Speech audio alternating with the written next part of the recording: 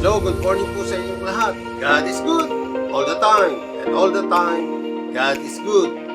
Nandito naman tayo, kaya sa bagay ito, muli po nating bibigyan pansin ang ating morning devotion. Ito po ay magbibigay ng inspirasyon, magpapatibay ng pananampalataya at kalakasan, at pagpapasalamat sa Diyos. Kaya tumutok upang ma-receive ang blessings mula sa ating Panginoong Diyos. Ako po ang inyong devotional leader, Pastor Sunny, na nagsasabing, be happy!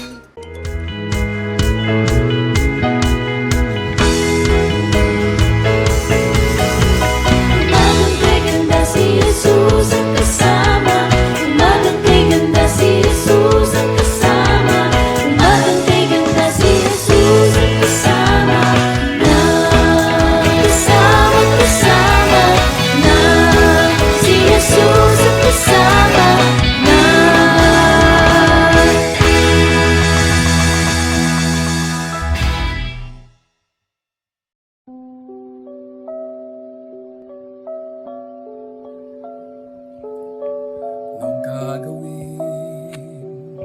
Anong gagawin mo kung maglaho na ang buhay mong hiram, natagpuan mong huli na?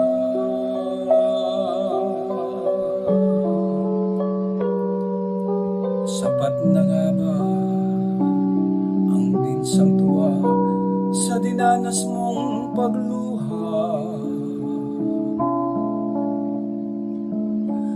Tama na ba ang ika'y ngumiti kahit pakunwari?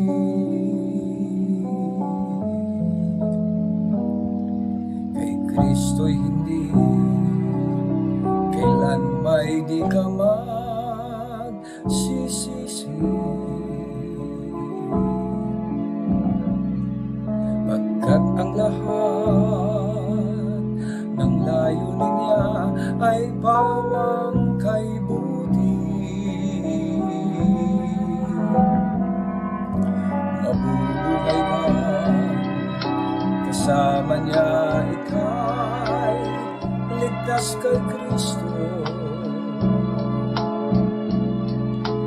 Aaluin at kagabayan, tutugunin kung ano ang kailangan mo. Hindi pa rin huli habang ikaw ay may buhay. Si Jesus ay handang magpatawad sa bawat nagawang kasalanan.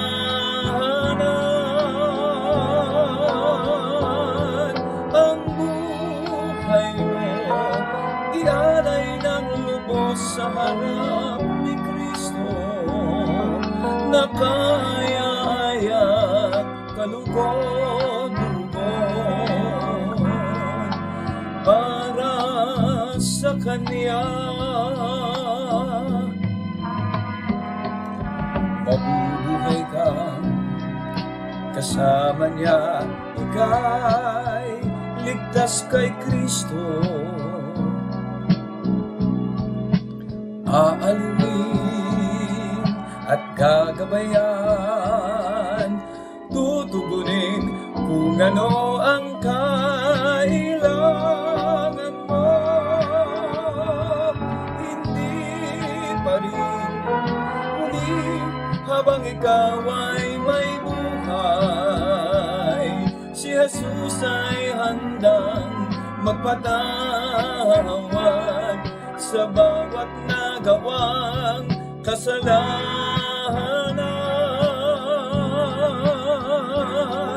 Ang buhay mo ialay ng lubos sa harap ni Kristo, na kaya-aya't kalugod-lugod para sa Kanya. Kaya nga, hayaan mong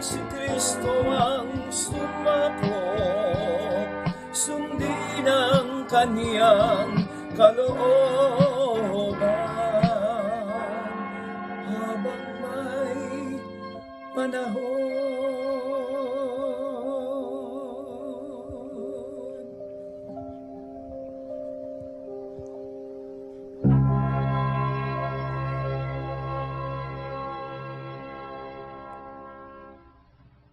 Maraming salamat po sa magandang awit. Diyos po ang magpala sa iyo. Tayo ay manalangin. Lord, narito kami muli upang magpuri at pagpasalamat sa buwan ng November. At ilang days na lang ay Christmas na, O Panginoon. Kaya, O Lord, Ikaw ang gumabay sa iyong abang likod sa lahat ng mga taong nanonood, nakikinig. Nawa ay ingatan at pagpalain sila sa kanilang buhay. Buhos ang mayamang pagpapala, siksik, liglig at nag-uumapaw pa in spiritual and physical. In Jesus' name, Amen. Our topic today, the power of family tradition. Celebrating gratitude together. Yan. Exodus 12:14. Ayon kay Clark's commentary sa Exodus 12:14, to keep up remembrance of the sovereignty and goodness of justice and mercy of God. Ye shall keep it a feast. It shall be annually observed and shall be celebrated with solemn religious joy throughout your generation as long as ye continue to be distinct people, an ordinance, a divine appointment, an institution of God Himself, neither to be altered nor set aside by any human authority. For me, this is a celebration of the Israelites as well as their family tradition. Kaya nga may kasabihan, the family that prays together stays together. So it is a celebration with gratitude together. Kami bilang pamilya, bihira na kaming magsama-sama sa pagkainan at maging sa bahay. Una, kami mag-asawa, parehas na pastor, at magkaibang destino, kaya bihira kami magkita.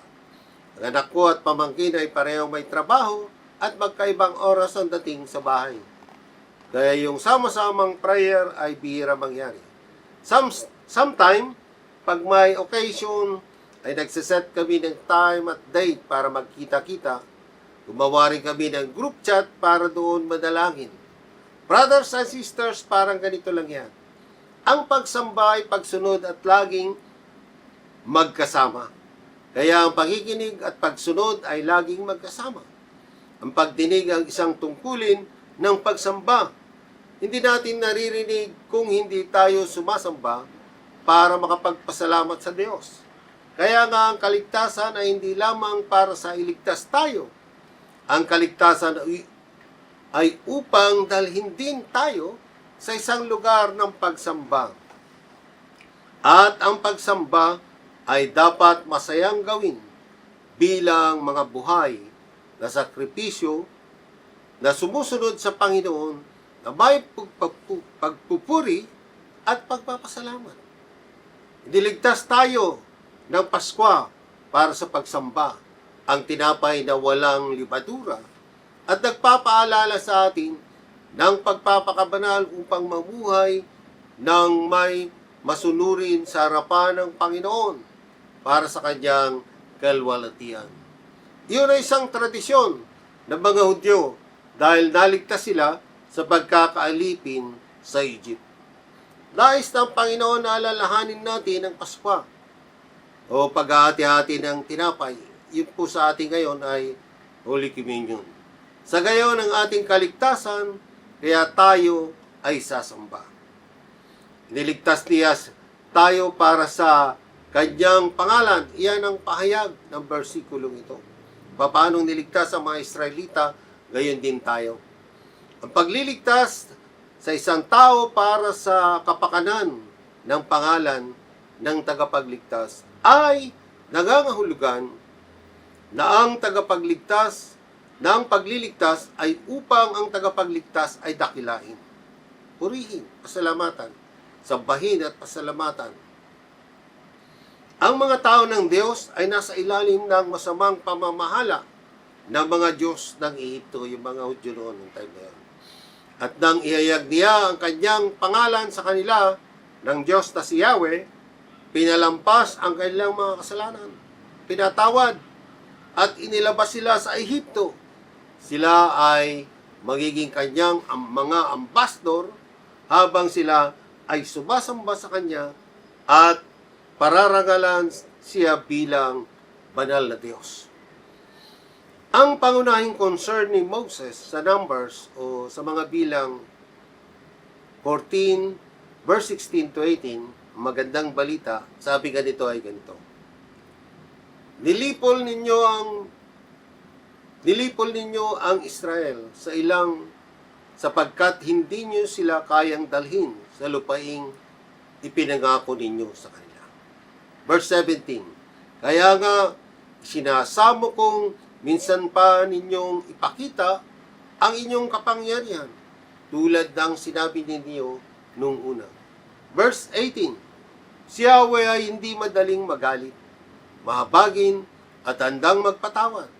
Subalit hindi niya pinagwawalang bahala ang kasamaan sapagkat ang kasalanan ng mga magulang ay kanyang sisingilin hanggang sa ikatlo at ikaapat na saling lahi.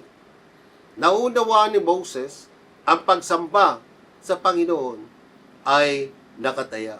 Nakalagay ang pangalan niya sa linya. Ang institusyon ng mga kapistahan upang ipagdiwang ang Paskwa at ang tinapay na walang libadura, pati na rin ang iba pang mga kapistahan sa kanilang taunang siklo ng agrikultura ay nasa pinakapuso ng pagsamba. Ang pagsamba ay mas matatag kaysa pag-awit ng mga kanta. Dumating iyon nang maglaon sa pamamagitan ni David, Asaph at Heman. Maniwala at maranasan ang lalim ng ating kaligtasan. Sa Paskwa, natatamasa natin kung ano ang gagawin ni Jesus para sa atin kung lalapit tayo sa Kanya sa pamamagitan ng pananampalataya. Itinatag niya ang hapunan ng Panginoon sa pagkatakda ng Paskwa ng tinapay na walang libadura. At sa paggawa nito ay pinakikita sa atin ang likas na kapalit ng kanyang gawain para sa atin. Ang Israel ay nagkasala rin sa kasalanan gaya ng Ehipto kung sino man sa mga inapo ni Abraham ay hindi pumatay ng tupa at sumunod sa mga tagubilin at ipagdiwang ang kapistahan gaya ng itinakda, sila ay nasa parehong pangka ng mga walang pagkakilala sa pangalan pagdating sa kaligtasan. Ang mga anak ni Abraham hindi nakuha sa pangalan at pananampalataya ni Abraham. Nakapasok sila sa merito ng kapalit ng nag-iisa. Kung sila, gayon paman, makinig sa Panginoon, sumunod sa Kanya, at magpailalim sa dugo ng kordero na pinatay bilang kahalilin nila.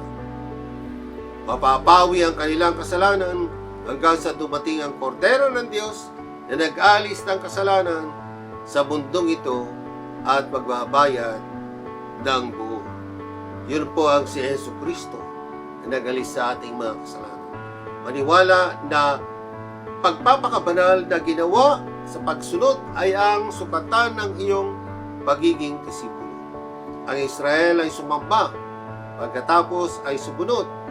Walang anumang bagay na naglalarawan ng eksakto kung ano ang kanilang ginawa bukod pa sa pagyuko ng kanilang mga ulo na sinasabi ni Moses na pagsamba. Kailangan nating mag-isip ng mabuti kung ano man iyon tinanggap ng Panginoon at pagkatapos magiging abala sila sa pagsunod sa mga tagumpili ng Panginoon kung ano ang tutukuyin sa kanilang pagsamba sa hinaharap. Brothers and sisters in Christ, ang punto ay malinaw. Ang pagsamba ay humahantong sa pagsunod at paggawa ng mga tagubiling ibinibigay ng Panginoon at nagkakaroon nyo ng epekto ng pagkuha ng Ehipto. Mula sa kanila, gawin silang isang taong itinalaga para sa Panginoon upang sila'y magpasalamat. Ito ay may mga magandang paalala, brothers and sisters in Christ. Be thankful for what you have. You'll end up having more. If you concentrate on what you don't have, you will never ever have enough. Mula kay Oprah Winfrey. Gratitude unlocks the fullness of life. Mula kay Melody Beatty. Sa 1 Chronicles chapter 16 verse 34, maganda ito. Give thanks to the Lord, for He is good. His love endures forever. A family that prays together stays together. Kaya sama-sama tayong sumamba sa isang Diyos, may pagpupuri at pagpapasalamat. Amen. Yun, brothers and sisters in Christ, shout out sa mga may birthdays at wedding anniversaries. It's Friday, Saturday, and Sunday. Malapit na po ang Pasko, yan, di ba? Ilang tulog na lang. Kaya tayo manalangin. Diyos na makapangyarihan sa lahat. Ako po ay nananalangin na nawa ay napagpala ang bawat isa na nakinig, nanood. At nawa ang iyong mga salita ay binigyan mo ng power upang pumasok sa kanilang puso isipan, magagamit nila sa buhay, pamilya, at sa paglilingkod sa community. Ikaw, Lord, ang mag-shield sa amin for your glory, for your power, Panginoon, pag hindi kami masila ng kaaway. Sa iyo, Lord, ang papuri at pasalamat. In Jesus' name. Amen. Yun, buong puso ako nagpapasalamat sa lahat ng manonood. Malapit na po ang December.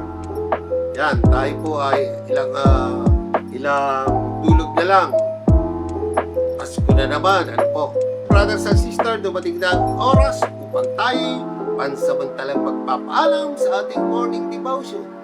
Magbabalik po tayo next Friday, kaya mag-like, share, subscribe, at huwag din kalimutang pindutin ang bell button upang updated kayo sa mga bagong videos at Facebook at YouTube. Kung nais ninyong mag-donate, nariyan po ang bank account ng Nax UMC sa ating screen. Sa Diyos ang papuri at pasalamat. Sa muli po, ito si Pastor Sunny na nagsasabing, be happy, ang buhay mo ay gaganda kung si Jesus ang kasama. Amen. I love you all.